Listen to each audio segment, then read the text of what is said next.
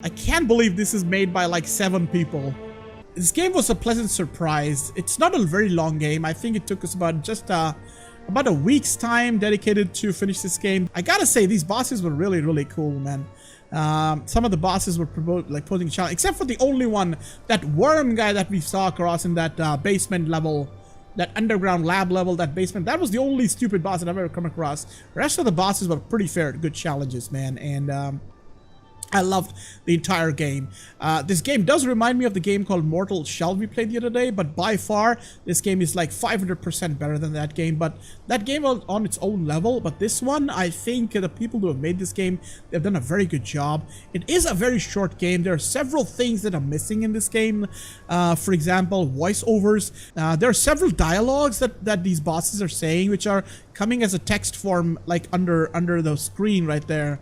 There's no voice acting for those lines. If there has been like more value to the battles and everything, but that doesn't reduce the experience any bit. But still, that would have been added more value to it.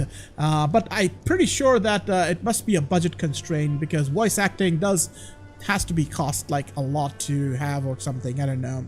Overall speaking, the game was still confined to few areas. There was like 3 or 4 levels in total. There was this plague circus level, then there was this lab level, and then there was this fortress level, and there were sub levels to it, which were basically generically looking like the same thing. So there was no open map. It was more or less linear. There were a few ups and downs places which could get lost for a bit or so.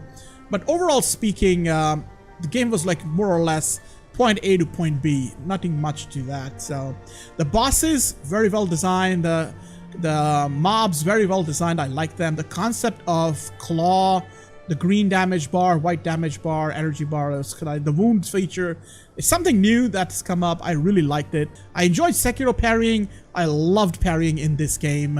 Here you can also block almost every attack on incoming from like whatever boss or mob you're fighting, same as Sekiro, which I really enjoyed. I don't know, for some reason parrying gives me super joy. I don't know, it gives me a sense of winning over myself when I learn to parry. It gives me a sense of victory in some way. I can't tell you how, but it gives me a sense of victory. And I feel self-motivated, I feel happiness when I achieve that thing. It makes the game's experience all the more better. So for those who have not purchased this game or have not tried this game, if you guys are a fan of Souls games, you must try this game out.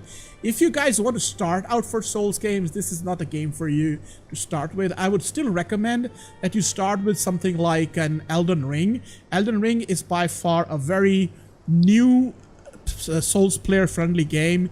It's very easy to comprehend Elden Ring's features. If you want to start with Souls genre, please start with Elden Ring. That's going to be my recommendation.